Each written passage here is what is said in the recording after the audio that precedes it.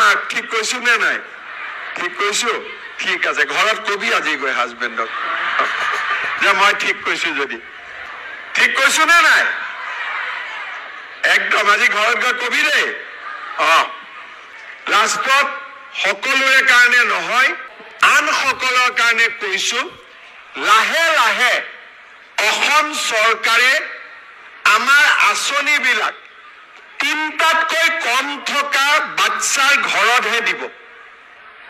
3টাতকৈ বেছি বাচ্চাৰ ঘৰত জন্ম হলে ভৱিষ্যতে অৰুণোদয় আদি পোৱাও দিগদাৰ হ'ব। সেইকাৰণে আমাৰ যিবিলাকৰ ঘৰত 8টা 9টাকৈ কেতিয়াবা বাচ্চা জন্ম হয়, তেওঁলোকক মই অনুৰোধ কৰিম যাতে নতুন বিয়া হোৱা ছোৱালীবিলাকে 2টাতকৈ যাতে বেছি বাচ্চা জন্ম নিদিয়ে। কাৰণ ৰেলখন ইয়াতে ৰখি গ'লে ভাল আছিল নে মাজত? আমাৰ এই আঁচনিটোৰ জৰিয়তে আমি অসমৰ মহিলা সমাজলৈ আৰু এটা বাৰ্তা প্ৰেৰণ কৰিছো যে আমি যাতে অত্যাধিক ঘৰত শিশুৰ জন্ম নিদিওঁ। আমাৰ কিছুমান পৰিয়ালত বিভিন্ন কাৰণত এতিয়াও 6-7টা বাচ্চা জন্ম হয়।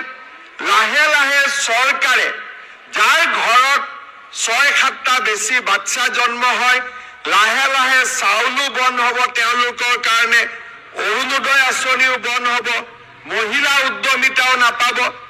যাৰ হৈ গ'ল তেওঁলোকৰ কাৰণে কোৱা নাই, যি নতুনকৈ বিয়া হৈছে। যাৰ হৈ গ'লতো হৈ গ'ল, ভগৱানে দিলে আল্লাই দিলে কি কৰিব, এতিয়াতো আৰু উপায় নাই, হয়নে নহয়? কিন্তু নতুনকৈ বিয়া হোৱা ছোৱালীবিলাকক আমি শিকাব লাগিব যাতে 2টা বা 3টাতকৈ বেছি বাচ্চা আমাৰ ঘৰত জন্ম নহয়। মই ঠিক কৈছো নে নাই? মই ভুল কৈছো নেকি? মই ঠিকে কৈছোতো? মা ঠিক কৈছো নে নাই? ঠিক কৈছো? ঠিক আছে, ঘৰত কবি আজি গৈ হাজবেণ্ডক যে মই ঠিক কৈছো যদি। ঠিক কৈছো নে নাই? একদম আজি ঘৰত গৈ কবি দেই।